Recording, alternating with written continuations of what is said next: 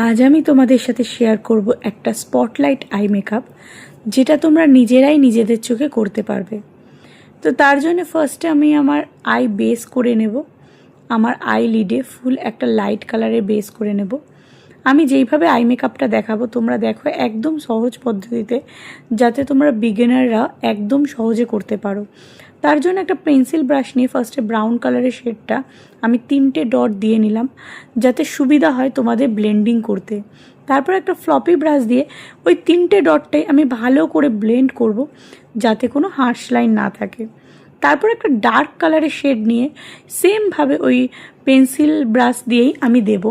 Pencil brush এই কারণে use করছি যাতে করে কালারটা তোমাদের সারা চোখে ছড়িয়ে না পড়ে।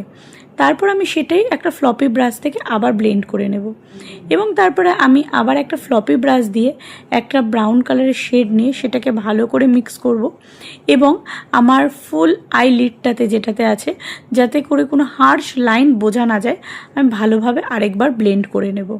তারপর আমি যেরকমভাবে কাটছি মিডিল পোর্শনটা হাফ চাঁদের আকারে, মানে স্পটলাইট যেটাকে আমরা বলছি, স্পটলাইটে সবসময় মিডিল মানে যেখানে আমাদের মনিটা রয়েছে আই বল, সে আই বল পোর্শনটাতে আমরা কাট করব। সেটাকে হাফ চাঁদের মতো আমরা আকৃতি দেব। যেইভাবে আমি কাটছি, একটা সরু কনসিলার ব্রাশ নেবে। সরু ব্রাশ হলে কি হবে, তোমাদের কাট করতে সুবিধা হবে। তো সেইভাবে কাট করে নিয়ে আমি এখানে ইউজ করছি একটা, প্রথমে শিমার কালার ইউজ করলাম, একটা যেটা হোয়াইট শিমার কালার ইউজ করেছি, সেটাকে মিডিল পোর্শনে দিয়েছি, এবং দুপাশ দিয়ে আমি ইউজ করেছি হচ্ছে ইয়েলো কালারের শিমার।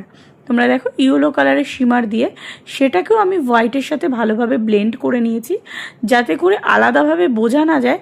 হোয়াইট এবং ইয়েলোর যে দাগটা সেটাকে ভালোভাবে ব্লেন্ড করে নেবে, যাতে কোনো হার্শ লাইন কিন্তু বোঝা না যায়। আই মেকআপের সবথেকে ইম্পর্টেন্ট পার্ট হলো ব্লেন্ডিং।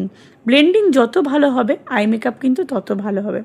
সেম ইনার কর্নার এবং আউটার কর্নারে আমি সেই ব্রাউন কালারের শেডটা দিয়ে সেটাকে আবার একটা ফ্লপি ব্রাশ দিয়ে ভালো করে ব্লেন্ড করে নিচ্ছি, এবং সেই রকমভাবেই একটা ফ্লপি ব্রাশ দিয়ে আমি নিচের পোর্শনটাকেও একটা ব্রাউন কালার দিয়ে করে নিয়েছি। তারপর আমি লাইনারটাকে এখানে ইউজ করছি, আমি একটা লিকুইড লাইনার ইউজ করেছি, তোমরা যেরকম জেল লাইনারও ইউজ করতে পারো। আমি এখানে উইংস রেখেছি। উইংস রাখলে আই লাইনারটা মানে চোখগুলো টানা টানা লাগে।